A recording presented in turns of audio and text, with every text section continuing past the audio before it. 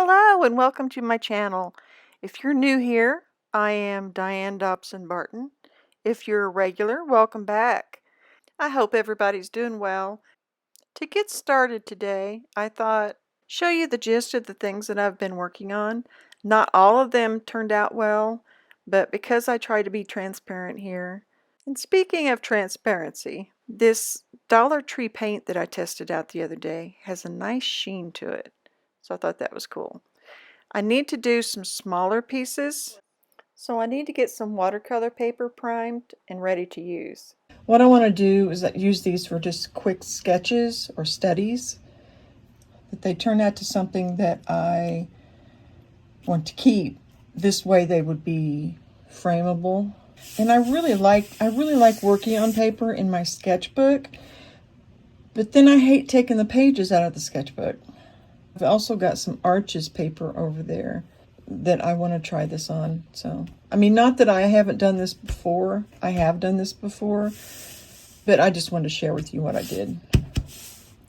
To do some little abstracts with this watercolor paper, I chose 3 colors that I don't usually use, and then a black and a white, just to see what I would get by playing around.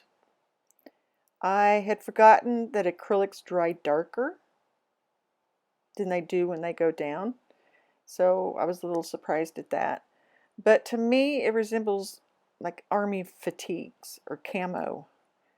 So I cut them apart for individual pieces, and I set them aside for later on to look at with fresh eyes. I have an idea of what I want to do with them, but we'll see. I then prepared another sheet of the same Strathmore watercolor paper. It's 140 pound, to do something similar in the future. So I can just kind of play with it, see what textures I can get, how things layer, maybe draw over the top of it with mixed media, but just experiment and see what happens. I really should be working outside because it has been beautiful here in Kansas the last few days. But the other day I got a surprise in the mail, and it made my whole week. Christine Snaps, who is a comedian here on YouTube and TikTok, sent me a thank you package and a card along with a photo of Alla. How cute is that? Be sure to check her out on her channel if you need some comic relief, and who can't use that these days? Here I am making another sheet quartered like the one I did before with the smaller abstracts, but I want it ready to go the next time I'm wanting to work on those.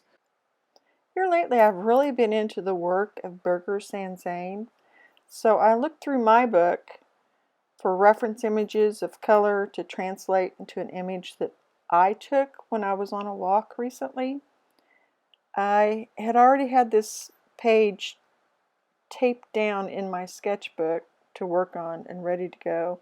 I assumed it had been gessoed, but I think I was wrong from seeing how the acrylic paint went down. But I just decided to do the best that I could and make it a learning experience. In the end, though, I found the colors were muddier and plain overworked. But I did learn something from it, and who knows? I may think different about it if I go back and look at it in a few days. I do like the loose brush strokes here and how the blue is making these marks on the surface. But I lost that because I was trying to get more of an opaque color than what the material was wanting to give me. I should have tried more for like a watercolor transparent type piece, but in my mind I was trying to get those thick brush strokes and the juiciness that you see in a Berger Sanzane. But to me the piece just felt short. If I had stopped, I think earlier in the work, it would have been a much stronger piece. Sometimes we just have those days and you just go with it and keep pushing forward. So I took the tape off and wrote a little note to myself down at the bottom of the issue I had issues and material and all that. And then I set it to the side and switched out notebooks or sketchbooks so that I could try this again. Now that I knew what I had done wrong, I hoped I would do better the second time around. Since I didn't know if the first page had been gessoed or not, and I'm assuming it wasn't from the way the paint reacted, you would think that I would gesso this one. I did tape it off, but I just started right in with some Neo Color 2, which are water-soluble crayon. Then I started laying down the colors, being more aware of the issues involved going into the piece than I was the last time. The colors didn't wind up as muddy. It's not exactly how I'd like it to look, but that's okay. It's a sketchbook. It's supposed to be for exploration and learning and trying out new ideas, which is something I haven't really been doing a whole lot of here lately. So I want to expand that part of my studio practice. Is there something that you do in your sketchbooks that maybe you can expand upon a little bit? Maybe broaden your horizons? If you have any thoughts on it or suggestions, feel free to put them in the comments below. I'm really curious about what other people experience doing this. So I went ahead and took the tape off, and then again I wrote myself a little note for the next time. And then I swapped this out for the other sketchbook and started taping it off. And what I'm doing is I'm gessoing it with a clear gesso, and this time I'll know exactly what I'm dealing with. I changed the cardboard flat that I was using the other day, and I changed it to these plastic ones to see how they'll work. That way I just have one lid to put on there. And then I took this is the sludge that I got from my mineral spirits the other day. And this one I'm getting ready to start on with acrylic underpainting, 18 by 24, so it's decent size, but it's not too big for me. I'm gonna get started on that, and I'll let you know how that goes. That didn't go as planned. In fact, I think I'm changing my whole composition that I was shooting for before I rubbed this one out.